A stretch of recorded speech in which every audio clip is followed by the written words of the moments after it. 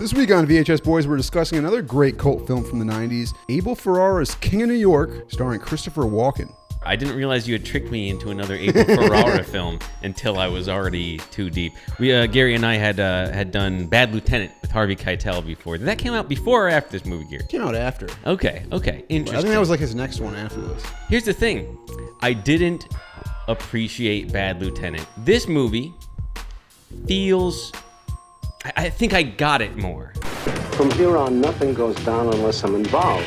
No blackjack, no dope deals, no nothing. I've been waiting years for this. I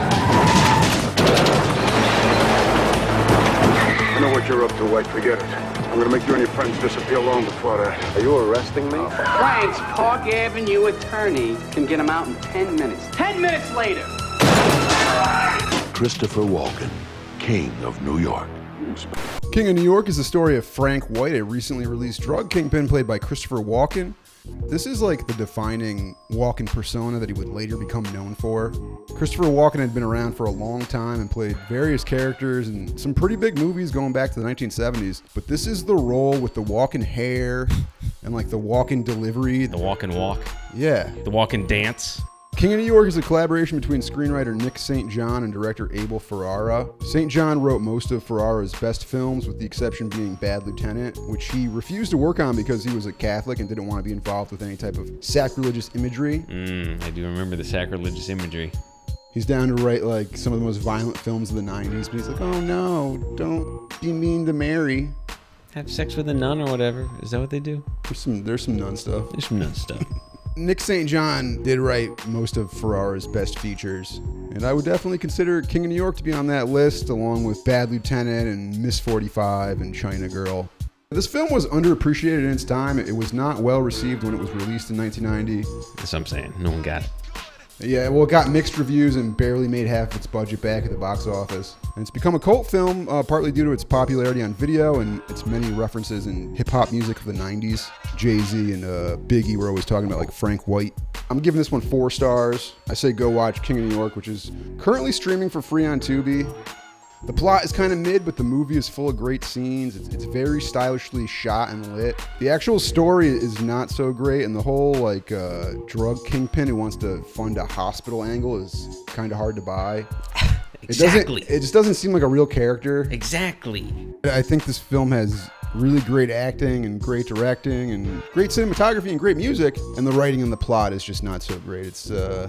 Plot has never been Abel Ferrara's strength. He's all style. He's a very like Italian type filmmaker. What's your rating, Russ? Oh, I'm going to give it... Do you recommend it? I'm going to give it 3.5 stars. I think if you look at it through one lens, no, I can't recommend it. If you look at it through another, I can. I mean, I think it's weird to give it 3.5 stars and not recommend it. It's like kind of a good rating. Right. It's on the edge of being recommendable. Yeah. If you got the time and pretty you good. like Christopher 3.5 's pretty Walken, good. then good performances and interesting. It's just interesting. It's a different type of film. King of New York has a great opening. It sets up this Frank White character who, after getting released from prison, makes immediate moves to consolidate his power in the city by murdering his rivals in both the Colombian drug cartel and the Triad. I love that opening scene where the guy gets executed in the phone booth. Oh, yeah. It starts off in a brothel. He walks through the brothel and gropes every woman he passes on his way out. And then he walks out into the street and is like executed gangland style in his phone booth.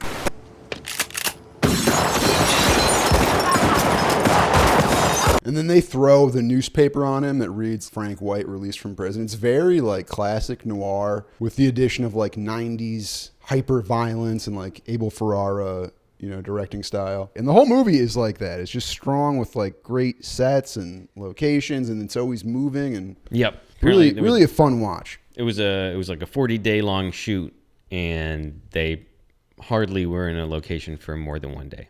Next, we're introduced to Lawrence Fishburne, who plays Jimmy Jump.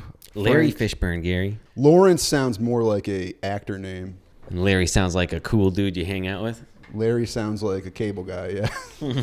We're introduced to Jimmy. He's seemingly on the buying end of a cocaine deal when he ambushes the Colombian drug dealers. It's a great performance from Lawrence Fishburne where he's just fucking with this character the whole time. And then probably one of the best lines in the film when he gives the guy the suitcase full of tampons.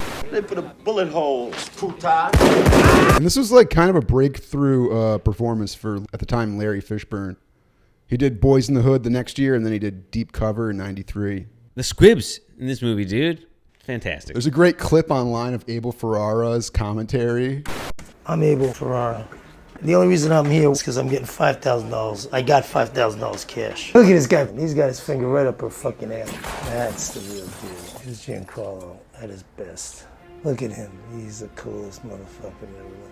There's Buscemi. This is the only shot he fits in. This guy can act for the fucking bullet holes, puta. For the bullet holes, puta. Right, here goes Buscemi. Look at Buscemi. Now you got Buscemi standing there.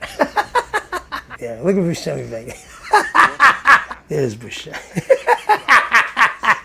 Frank White personally executes a mafia boss who refuses to cooperate with him because he associates with black people. And this is a recurring theme in King of New York, as well as Abel Ferrara's other films. The cops in the film are mostly white Irish, but they accept and love the Wesley Snipes character the same way White's crew is mostly black, but they accept him as a contrast to the old school Italian mobsters who are way more tribal and racist. That's the old way. Frank, through embracing the black community, becomes more powerful than the Colombians and the Italians. But still through violence. Sure. Right? It's not, and it's all through force. How do you think you get political power? No, I'm going to ask for it nicely. No, I mean, you can talk through it, or you can just work with them. People they're all scum. Like he is going around stopping people who are like having underage prostitutes and sex trafficking. This is what makes the character dynamic and not completely a good guy or a bad guy. He has good qualities. He has black friends and good qualities. Yeah, Russ, he's not racist. I know you don't like that, but to a lot of people, oh, this guy's not racist. That's like on the plus side. At the core of it, King of New York is about a white guy who's so good at dancing that all the black guys in the neighborhood make him their leader. Oh, wow. Yeah. I had that one over my head. Yeah. Damn. That's way deeper than I thought, Gary. Dance moves, trumps racial division. Right? I mean, if we did all dance, we would all get along. That's why Michael Jackson is such an important character in American culture, because he could dance really well, and then he was black and he turned white. He turned white. But he could still dance. It wasn't because he was dancing, though. That's the only way you can be a white guy who's good at dancing. You have to start off as a black guy and turn white. Oh, so was Walken originally black? Michael Jackson? Christopher Walken. I'm assuming. With those moves? He would have had to be. Come on. Aside from Christopher Walken and Lawrence Fishburne, there's a whole ensemble of great actors in this film. David Caruso gives one of his all-time best performances as Detective Dennis Gilly, the hot-headed Irish cop who's just as violent as the criminals. And that's part of what I love about King of New York. Abel Ferrara creates these dynamic characters. The cops aren't completely good guys, and the criminals aren't completely bad. I don't necessarily buy all the stuff about Frank White wanting to save the hospital. That stretches the premise a bit thin.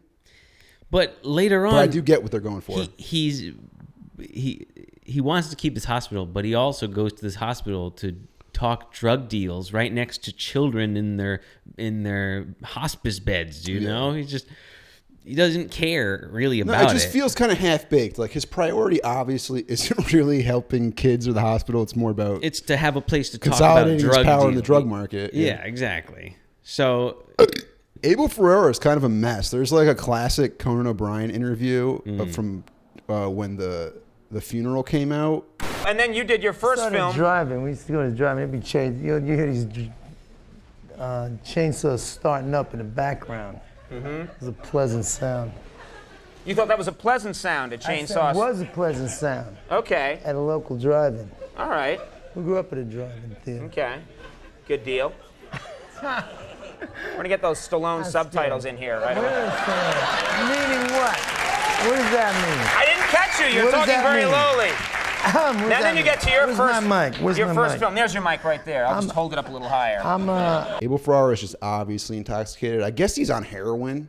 It's just mind-boggling that Abel Ferrara was like a full-on heroin addict. He's such a good filmmaker. The people who fucking make movies nowadays, they can't even make a good movie and they're not on heroin. It takes a team to make a movie, Gary. It takes a team to do heroin. You gotta have a heroin guy. Yeah, that's true. Doing heroin and making a movie, it's almost like doing two movies at the same time. That's too much. It's way too much. That's too much to be doing. You're supposed to do coke and make movies. What the fuck was this guy thinking? Yeah, right? Tony Scott needs to sit this guy down and talk to him. Don Simpson and Tony Scott need to have an intervention for Abel Ferrara and get him on coke. Great performances all around. David Caruso particularly surprises me. You almost forget that David Caruso was like a viable character actor before CSI just turned him into a complete like one-line spitting joke. Right, jokester. Frank, it turns out the wave is not the only thing about to hit Miami. Complete parody of himself at this point.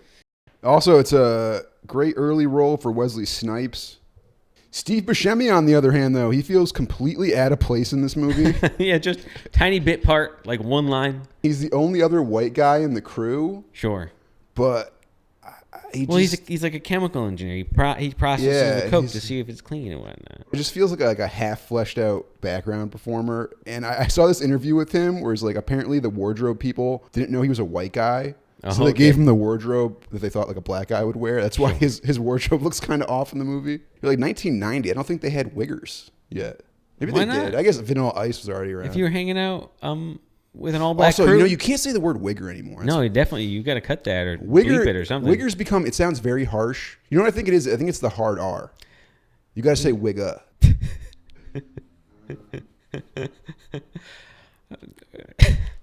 The string of murders catches the attention of NYPD's narcotics squad. Detectives Bishop, Gilly, and Flanagan confront White. They pick him up and they take him on that like rough ride. Oh yeah, he basically gets the best of them. Yeah, they're driving on the wrong side of the street and just being an asshole. And they like show him a dead body in the back of the trunk or something. And they like punch him a bunch, and then he just like fuck you. He gets it over on them. He ends up like beating up Wesley Snipes.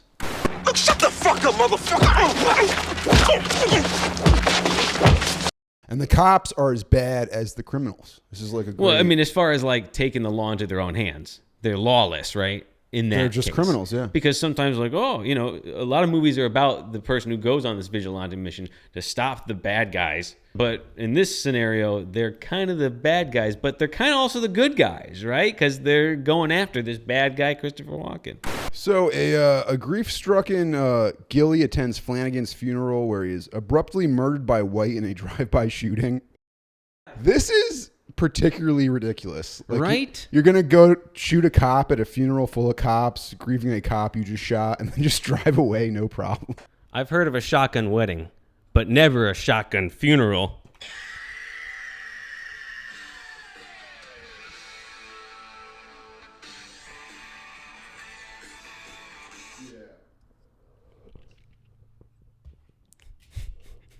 Yeah, I don't know. It's yeah, pretty brutal. It's a very hard to buy scenario. Totally. It's so outrageous. He's mourning the death of these other cops, and then he just gets blasted in the face. Like he would have been arrested immediately. White then confronts Detective Bishop in his apartment. He holds him at gunpoint while explaining he eliminated the Colombian drug cartel and the Triad in New York City because he disapproved of their involvement in human trafficking and child prostitution. Yeah, they're doing some bad things. So, but this scene is very strange. It's very pointless, and it feels like they just got to the end of the movie. They're like, we need a conflict to resolve this whole thing. Let's just have Frank White go to the cop's house. I think ambushing me in some nightclub's gonna stop what makes people take drugs. This country spends $100 billion a year on getting high. And then White leaves Bishop tied to a chair, and Bishop then escapes and chases White into the subway, and both men pull guns, but White uses an innocent bystander as a human shield. Right. Which, again, if this character really cared so much about the hospitals... And that's the thing, too. He wouldn't use this woman as a human shield. He physically uses just a black bystander woman with a family as a human shield. Like, he is embodying the thing he's been doing this entire time. He's been using other people and like the people who are actually affected by crime as human shields for his safety. This is the ending, and Frank gets shot and basically dies as the police surround his taxi. It almost mirrors the beginning. He gets his freedom away from the cops. He's exiting the prison. He's getting away from all that. He's entering the limo, and then at the end, he's stuck in a taxi, just like in everybody's vehicle that everybody uses. And he's stuck in this city, stuck in the traffic, and physically surrounded, completely surrounded by law and authority.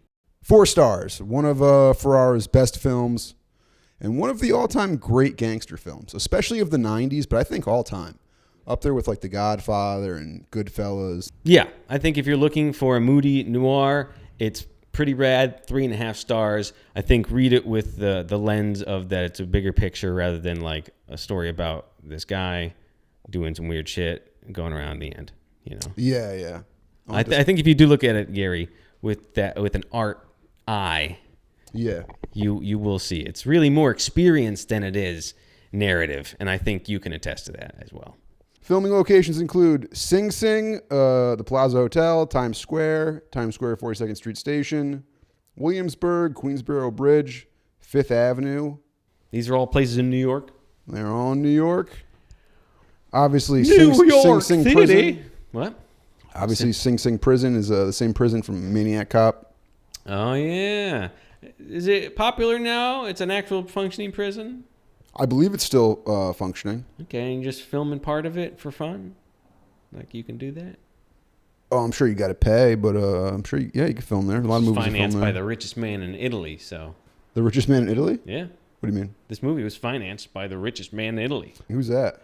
Celio something or other. Celio something or other. My name is Celio something or other. I'm going to be the financier of King of New York. I told Abel, I said, Abel, there has to be a scene where Christopher Walken dances, and he dances so good, even the black people have to go, this is a great dance. It's a very good dance. Oh, because a lot of people don't know, but the Italians are actually the best at dance. Is Walken Italian? No. He used to be, though. No, but he had an Italian teacher. All right, Russ. That's my only ethnic accent. That's all you got for the week. Yeah. Oh, great. Did you notice the Halloween 4 poster? I did. Yeah, this was shot in '89, I guess. Okay, that makes sense.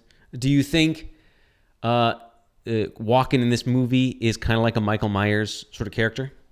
Not a dog gets strangled without me being involved. If you kill a teenager in Haddonfield, I want in. I want to kill her boyfriend, too. That's why he's all alone in Haddonfield, because there's no black people in Illinois. So he's no gang. Can you please redub all the Halloween movies as Christopher Walken? In King of New York. What would be better is if you dubbed all the Halloween movies with William Shatner, because the William Shatner mask. Oh, yeah. We went around saying things like William Shatner. Michael Myers is just like an autistic Star Trek fan who like lost it. That's pretty scary, actually. I think you're onto something. Okay, I love you. 愛上了你，請你莫逃避，維護你，原諒你，拋開貪生怕死，一切為咗你。